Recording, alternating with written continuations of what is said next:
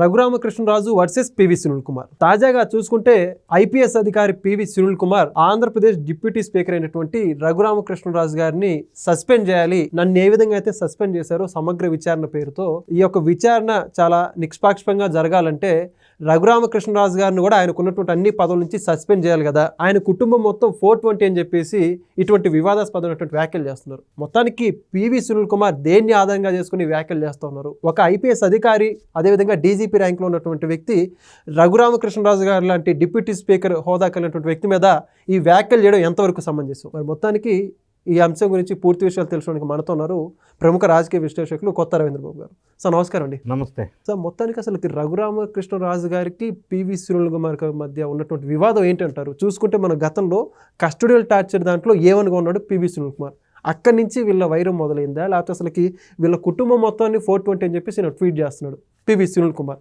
అటువంటి వివాదాస్పదమైన వ్యాఖ్యలు మొన్న చూసుకుంటేనేమో కులానికి సంబంధించిన వ్యాఖ్యలు చేశాడు. ఆయన ఒక ఐపీఎస్ హోదాలో ఇప్పటికీ ఉండి, డీజీపీ ర్యాంక్ స్థాయిలో ఉండి ఒక డిప్యూటీ స్పీకర్ని అంత బహిర్గతంగా వ్యాఖ్యలు, వీళ్ళిద్దరి మధ్య ఉన్నటువంటి వివాదం ఏమంటారు? అసలు రఘురామకృష్ణరాజు గారు ఏం చేశారు? ఆంధ్రప్రదేశ్ రాష్ట్రంలో వైఎస్ఆర్ కాంగ్రెస్ పార్టీ పరిపాలించిన 5 సంవత్సరాల కాలంలో సిఐడి విభాగానికి అడిషనల్ డీజీగా వ్యవహరించినటువంటి పివి సునీల్ కుమార్ సోకాళ్ళు సీనియర్ ఐపీఎస్ ఆఫీసర్. ఈయన చాలా అభియోగాలు ఎదుర్కొంటూ ఉన్నాడు. ఎన్నో వివాదాస్పదమైన అంశాల్లో ఈయన పాత్ర ఉంది. అయితే ప్రధానంగా పివి సునీల్ కుమార్ పేరు చెప్పగానే ఆంధ్ర రాష్ట్ర ప్రజలందరికీ గుర్తొచ్చేది ఏంటంటే, గతంలో వైఎస్ఆర్ కాంగ్రెస్ పార్టీ ఎంపీగా ఉన్న రఘురామకృష్ణరాజుని నిర్బంధించి అటెంప్ట్ మర్డర్, కాళ్ళు విరక్కొట్టి కస్టోడియల్ టార్చర్ చేసి 3rd డిగ్రీ ప్రయోగించి ఆయన చంపే ప్రయత్నం చేశారు. ఓకే, అది కీలకమైన రోల్ ప్లే చేసింది పివి సునీల్ కుమార్ ఐపీఎస్. జగన్ రెడ్డి గారి కళ్ళల్లో ఆనందం చూడటం కోసం అది పెద్ద ఎత్తున, భారీ ఎత్తున ఆంధ్ర రాష్ట్ర ప్రజలకు వెలుగులోకి వచ్చింది. సరే, దాని మీద అప్పటి నుంచి ఇప్పటి వరకు కూడా ఇప్పుడు ప్రస్తుత డిప్యూటీ స్పీకర్ రఘురామకృష్ణరాజు గారు పోరాటం చేస్తున్నారు న్యాయపరంగా. మీరు అన్నట్టుగా అందులో పివి సునీల్ కుమార్ A1గా ఉన్నారు. అదే కేసులో అక్యూజ్డ్గా జగన్ రెడ్డి గారు కూడా ఉన్నారు. సో ఇది మనకి పివి సునీల్ కుమార్ పేరు చెప్పగానే లేదా రఘురామకృష్ణరాజు పేరు చెప్పగానే గుర్తొచ్చేటువంటి ఒక దుర్ఘటన. అయితే ఈ కేసు విషయంలో పివి సునీల్ కుమార్ని విచారణకి పిలిచారు. విచారణకి ఒకసారి అటెండ్ కాల, రెండోసారి విచారణకి అటెండ్ అయ్యాడు. అటెండ్ అయ్యి విచారణకి సహకరించకుండా తెలియదు, గుర్తులేదు, మర్చిపోయా అని దాట వేసే ధోరణి చేశాడు. మూడోసారికి మళ్ళీ నోటీసులు ఇచ్చి విచారణకి పిలుస్తాడు. సో రఘురామకృష్ణరాజు గారి టార్చర్ కేసులో పివి సునీల్ కుమార్ గారి విచారణ అనేది అక్కడే ఉంది ఇనీషియల్ స్టేజ్లో. అయితే ఇప్పుడు ప్రధానంగా తెర మీదకి వచ్చిన అంశం ఏంటంటే, ఈ సీనియర్ సోకాల్డ్ సస్పెన్షన్లో ఉన్నటువంటి పివి సునీల్ కుమార్ ఒక ట్వీట్ ద్వారా ఒక ప్రకంపనాలు సృష్టించారు. సో ఆయన కోరేది ఏంటంటే, నేను సస్పెన్షన్లో ఉన్నాను అంటే దర్యాప్తుకి సహకరించే విధంగా ఉంటుందని నన్ను సస్పెండ్ చేశారు, మరి రఘురామకృష్ణరాజును కూడా సస్పెండ్ చేయాలని ఒక ట్వీట్ చేశారు. రఘురామకృష్ణరాజుని ఎందుకు సస్పెండ్ చేయాలని ఈయన అంటాడు అంటే, రఘురామకృష్ణరాజు గారికి వ్యాపార సామ్రాజ్యం ఉంది, is a business man. So ఆ బిజినెస్ పర్పస్గా ఆయన బ్యాంకుల నుంచి సుమారుగా 900 కోట్లు ఎంతో లోన్ తీసుకున్నారు. ఏ వ్యాపారవేత్త అయినా చేసేది లోన్లు తీసుకుంటారు బ్యాంకు నుంచి. ఇక్కడ కేసు ఏంటంటే, ఆ బ్యాంకు నుంచి తీసుకున్న లోన్లు ఏ పర్పస్ కోసం అయితే లోన్ తీసుకున్నారో ఆ పర్పస్కి యూటిలైజ్ చేయకుండా సొంత ఖాతాల్లోకి అది మిస్యూటిలైజ్ అయ్యి ట్రాన్స్ఫర్ అయిపోయింది ఫండ్ అంతా అనేది ప్రధానమైన అభియోగం. అంటే misutilisation of the loan amount in personal bank accounts అనేది ప్రధానమైన అభియోగం. ఈ అభియోగంలో సిబిఐ వాళ్ళు ఎంటర్ అయ్యి విచారణ చేయడానికి వచ్చారు రఘురామకృష్ణరాజు దగ్గరికి.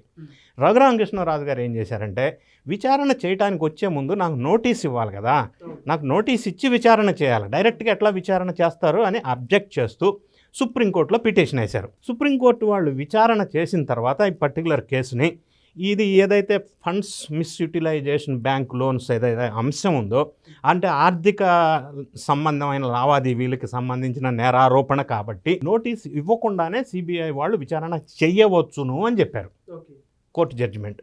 సో ఈ ఒక్క అంశాన్ని తీసుకొని కొంతమంది వైఎస్ఆర్ కాంగ్రెస్ పార్టీ శ్రేణులు రఘురామకృష్ణరాజుకి సుప్రీంకోర్టులో చొక్కెదురు, ఏంది చొక్కెదురు అర్థం కాదు. కోర్టు వాళ్ళు ఏం చెప్పారు, సిబిఐ వాళ్ళని నోటీస్ లేకపోయిన పర్లా విచారణ చేయమన్నారు. ఇంకా విచారణ స్టార్ట్ చేయాలి. విచారణ చేస్తే అందులో వాస్తవం ఎంత ఏంది అనేది వెలుగులోకి వస్తుంది. ఇప్పుడు మనం ఈ స్టేజ్లో ఇక్కడ కూర్చొని అది కరెక్ట్, ఇది ఒప్పు, ఇది తప్పు అని మనం వ్యాఖ్యానం చేయలేం. ఆ సందర్భంలో ఈ పివి సునీల్ కుమార్ ఏమంటాడంటే ఆయన్ని సస్పెండ్ చేయాలంటాడు. Number 1, PV Sunil Kumar 2 March 2025 నుంచి సస్పెన్షన్లో ఉన్నాడు. He is under suspension as per GO number 440 effect from 2 March 2025. ఈ సస్పెన్షన్లో ఎందుకున్నాడు అని అంటే రఘురామకృష్ణరాజు కేసులో కాదు, ఈయన మీద ఒక 10 అలిగేషన్స్ ఉన్నాయి, వాటిల్లో కూడా కాదు. ఈయన అంటే when is in the services, YSRCP గవర్నమెంట్లో సర్వీస్లో ఉన్నప్పుడు వీళ్ళు ఐపీఎస్ కానీ ఐఏఎస్ ఆఫీసర్స్ కానీ will be governed under the all India services rules. ఆ రూల్స్ ప్రకారంగా ఈ పొజిషన్లో ఉన్నవాళ్ళు, ఈ కేటగిరీ ఎంప్లాయీస్ విదేశాలు వెళ్ళాలి అంటే ప్రయర్ అప్రూవల్ తీసుకొని వెళ్ళాలి విదేశాలు. అయితే ఈ సునీల్ కుమారు అప్పట్లో సిఐడి విభాగంలో ఉన్నప్పుడు ఒకటి ప్రయర్ అప్రూవల్ గవర్నమెంట్ లేకుండా విపరీతంగా విదేశీ పర్యటనలు చేశాడు, నంబర్ 1. నంబర్ 2, ఒక్కొక్కసారి అప్రూవల్ తీసుకొని దుబాయ్ వెళ్తున్నా అని చెప్పి కెనడా వెళ్ళాడు, కెనడా వెళ్తున్నా అని చెప్పి అమెరికా వెళ్ళాడు. అంటే తప్పుడు సమాచారం ఇచ్చి ఒక చోటకి వెళ్తాను అని ఇంకొక కంట్రీకి వెళ్ళాడు. సో ఈ అభియోగాల మీద అనాథరైజ్డ్ ట్రావెల్, ఫారిన్ ట్రావెల్స్ అంటారు. అంటే ఇదొక కోడ్ ఆఫ్ కాండక్ట్లో మిస్కాండక్ట్. ఈ యొక్క అభియోగం మీద departmental as a part of disciplinary proceedings process of the inter departmental according to the all India services rules 1969 rule number 3 clause number 1 ప్రకారం unauthorised foreign travels without prior approval from the government అనే అభియోగంతో ఈయన మీద charge sheet issue చేశారు. Enquiry conduct చేశారు సిసోడియా అనే ఒక అధికారి చేత. తర్వాత సస్పెండెడ్ విత్ పెండింగ్ ఎంక్వైరీ అని చెప్పి ఈయన సస్పెన్షన్లోకి గురి చేశారు, సస్పెన్షన్లో ఉన్నాడు. అంతే తప్ప కేసుకి సహకరించట్లేదు అంటే కేసు ప్రభావితం అవుతుందని ఈయన సస్పెండ్ చేయాల.